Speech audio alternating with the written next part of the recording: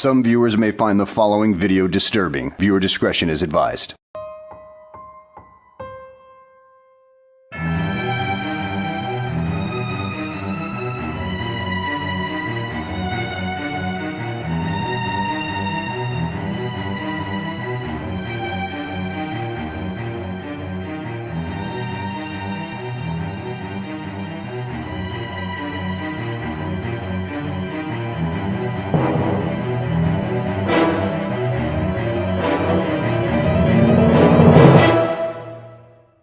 Okay, this isn't a horror movie.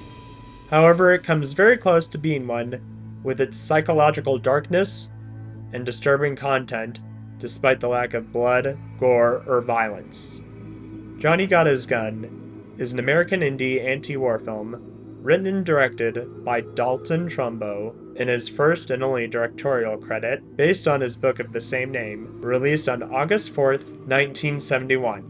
The film was produced by World Entertainment and distributed by Cinemation Industries. The film was a minor success on its initial release and was forgotten by the general public.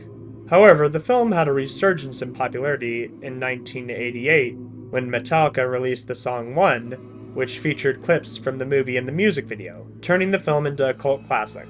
Like many, I learned about this movie through Metallica and finally got around to watching it about 2 years ago.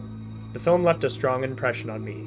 So much so that I ranked it as number 1 in my classic movies I saw for the first time in 2022 video. So why did this movie impress me? Let's get into it. The movie follows Joe Bonham, played by Timothy Bottoms, a young World War I soldier who has been left blind, deaf, limbless, and mute from a horrific artillery shell attack. Despite his condition, he is still alive through a medical tube. He remains conscious and is able to think as he relives his past through memories, but he struggles to discern if he's awake or dreaming. Throughout the film, he reflects on his past life with his Christian Science family and his girlfriend. Additionally, he forms a bond with a young unnamed nurse, played by Diane Varsi, who senses his pain. The film has a slow pace, but it doesn't overstay its welcome. Although the ending isn't the happiest, it has a strong payoff. The present is in black and white, while Joe's past is in color. Despite the absence of bloodshed or violence, the film is quite disturbing. Perhaps the most unsettling part is when Joe discovers that he has lost his arms and legs. It's just like when I ran into the barbed wire fence and cut my eyebrow. They sew you up, and then it heals, and then they take the stitches out. Only this is different. I can feel what they're doing to my arm, but I can't feel the end of my arm at all. The nearest thing to the end of my arm is the heel of my hand. But the heel of my hand, the end of my arm, it's too high. It's high as my shoulder. The movie explores the themes of war, religion, class, and the value of life. It's quite a grim watch. But why do I adore this film so much? Well, for that I need to dive into spoilers. If you don't want to hear the spoilers, please skip to this timestamp. Also, for those sticking around, you might want to have some tissues on hand. Joe manages to communicate with the nurse through Morse code and asks to be euthanized. Just as the nurse is about to fulfill his request, her supervisor intervenes. As for what happens next, I will let you see for yourself. I don't see how I can go on like this much longer. SOS, help me. SOS, help me.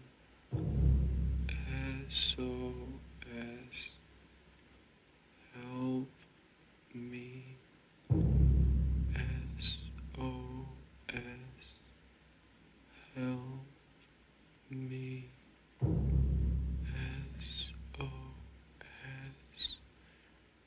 help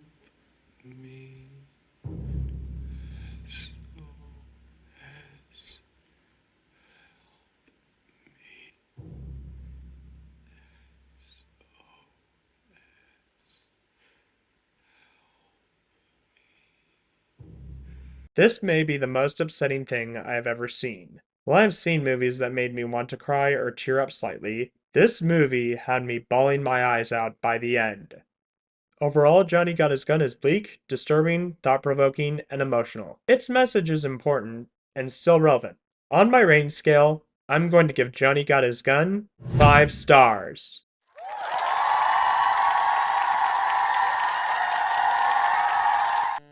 So that's my review of Johnny Got His Gun. What'd you think? Also, what are some of your favorite sad movies? Let me know in the comments.